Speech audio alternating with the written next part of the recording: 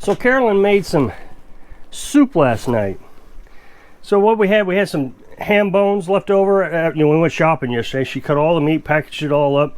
Of course, we had those pork roast. So she cut them up in little pieces, and then she took the ham bones.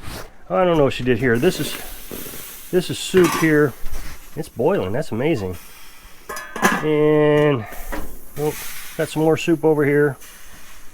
And so she put it on the wood stove last night and just let it simmer all night long. It's actually kind of amazing. It's boiling. Usually this doesn't get hot enough. I guess because it's got lids on it.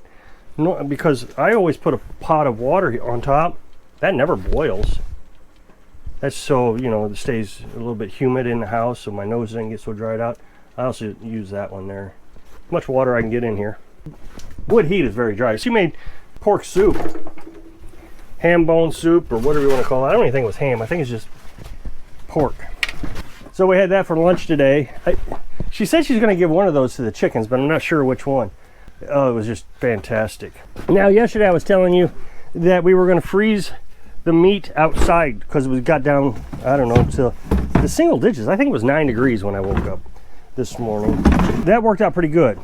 That way, I'll show you first and then I'll explain why we did it. So, it's all frozen. I mean, that's real solid. Now, the reason we did that, when you run the refrigerator, when you try to freeze meat in the refrigerator on solar panels, what I do is I turn the refrigerator all the way up. So we go shopping first thing in the morning. And when we get home, we turn the refrigerator all the way up. Well, actually, I turn it up before we leave. That way, the solar panels can run the refrigerator and charge the batteries at the same time. But that only works on days that it's really sunny. So in the summertime, that works fantastic. But in the wintertime, it's usually cloudy. Also, the days are not as long, and the sun is way far south. So you're not getting this direct sunlight.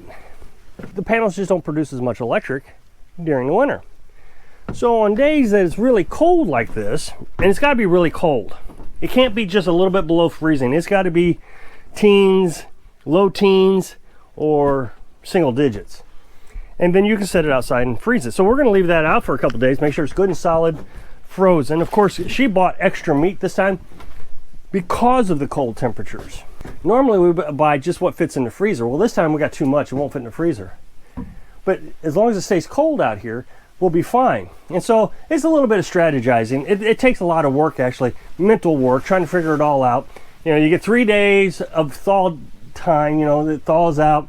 You get 3 days, then you cook it, then you get 3 more days. And so you just, okay, that's 6 days. How much meat can we store? So now the problem is the weatherman's never right. It wasn't supposed to get above freezing all week. And now they got Thursday and Friday getting up into the 40s. But I don't think it's going to thaw out that fast because it's going to dip right back to cold temperatures at nighttime. Now we got this cooler, and so I filled it up with water so it would freeze up. So now it's a big block of ice. When the temperatures start to get too warm, into the 40s, I probably should fill it up some more. I thought it was a little fuller than that. Put that meat in there, and that'll keep it nice and warm. And we'll keep it in the shade. You can see all the condensation has frozen. So anything we can do to conserve electric on high demand uses, we've pretty much got mastered now. We got plenty of batteries now. We make it easily through the night on cold temperatures.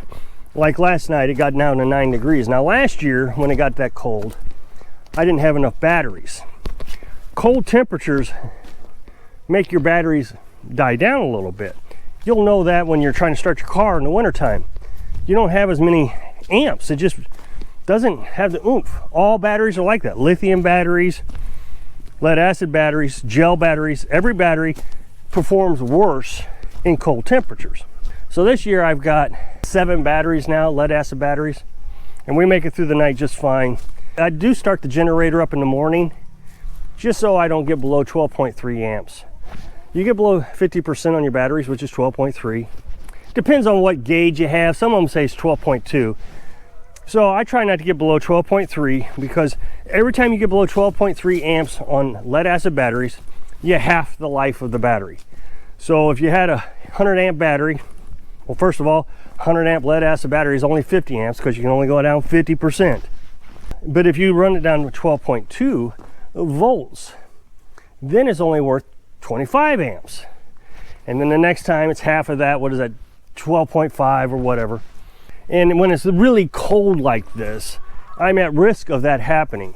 Of course, I can get another battery, and I probably will. I have no qualms about going to Walmart when I got a little bit of extra cash laying around and buying a battery. They're only 80, 90 bucks a piece. I just start the generator for about an hour in the morning when I get up. I open the door for the chickens so they can come out. So after I get done editing my video, then I come down and give the chickens water, so when they come out of the coop, the water's not frozen. So it's just part of the routine, part of the chores, part of the job. Once you get into the routine of the whole thing, this lifestyle is not hard at all. So I'm gonna take some more water down to the chickens while I'm sitting here talking about it. It's been a couple hours, and as cold as the temperatures are, it's not taking very long to freeze. I always try to remember to give them water before they go to bed. So about an hour before they go to bed, I've been trying to bring down water, make sure they got enough water before they go to sleep. And last night I forgot, but they didn't come running out of the coop this morning all thirsty. So it's not like I dehydrated them or anything. So I just felt guilty. But the water's freezing pretty fast. Now I know somebody's gonna say, hey, get back. You guys never come out on this side. This is the feeding side. The other side is the...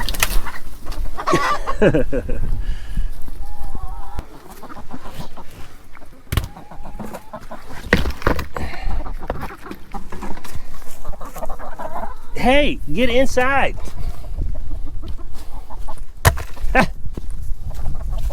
I don't want them to...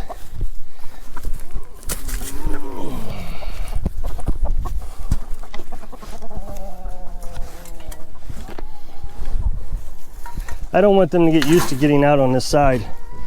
I'd like to be able to open this door and they stay in, because this is the feeding side, and the other side I let them out. That may seem silly, but if they get out on you while you're trying to feed them, then you got to waste all that time trying to get them back in. So I try to train the chickens, and they're learning. I mean, they got an idea of what's supposed to be done. So I'm gonna let them out. Now what I'll do is I'll take that other water that I just pulled out of there that's frozen. I'll set it in the house and let it thaw for a couple hours. My brick here froze to the ground.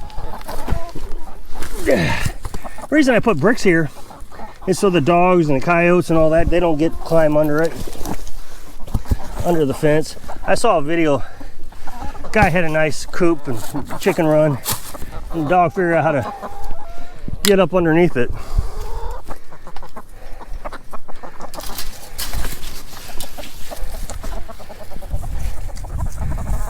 I forgot to bring corn down, but my hands were full.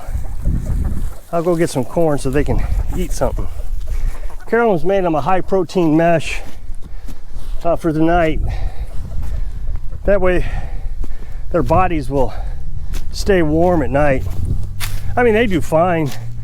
I'm not hearing anything from them. I came down, I don't know, maybe 10 o'clock last night, checked on them. They were doing fine. But this isn't the first time I've raised chickens in cold temperatures. I've done it before. They don't like the snow. But yesterday was pretty windy. Usually they don't like the wind, but yesterday they didn't seem to mind the wind. It was pretty cold too, but they seemed okay with it. It was so windy that it blew this branch up to here. That was way down there earlier. So some of the folks that asked me to let you know how the wood stove's doing. I started up about 9 o'clock last night, and then I got up at 2. It was 80, I think 81 degrees in the house when I got up at 2. I think, no, it was actually 1 o'clock. Got up at 1 o'clock. Oh, there's Two-Face. So I got up at 1 o'clock. I put more wood in the stove, and then I got up at 5 to do my job. And it was still 84 degrees in the house. So I was able to edit my video, and I think by 7 I went ahead and put more wood in it at 7. I haven't gotten a name for this other one, but she is just about as tame as Two-Face. Now you may recall Two-Face injured herself. She got into a fight with one of the other bigger chickens when she was younger and got her eye damaged. We took her into the house and we babied her and got her eye better, put eye drops in it every few hours. Yeah, I don't know, after a week or so, she got better. Well, after that, I was able to pick her up. She'd come up to me. I'd hold her. Back then, I was taking them into the camper every day. And then at morning, I'd bring them back out to the chicken run. She'd come right up to me. All the other ones would run off. I'd be chasing them all around. But she would come right up to me. Since I had put her in with the bigger chickens, now they're all about the same size now, but when I mixed them in with the bigger chickens, there was a 2-week period where they all the little chickens just stayed in the chicken coop. They didn't come out for about 2 weeks. And then after we butchered the meat birds, we opened the whole thing up. Then they came out, but she wouldn't let me hold her anymore. It's like she forgot who I was. But she is still tame enough that she'll be the first one to come down to get fed with the corn. She hasn't totally forgotten who I am, but it's a shame that I don't get to hold her like I used to. I mean, I could. I picked her up the other day, and she accepted me. It wasn't like she was trying to get away from me. So what I'm going to do now is I'm going to throw the corn. I give them about a half a bucket of corn. As you probably have heard me say, I give them a half a bucket of corn every day to fatten them up through the winter. Corn is very fattening. That's why I'm getting off the corn diet, getting rid of pastas and all that. It's just very fattening. Well, I want the chickens to get fatter so they'll stay warmer in the winter.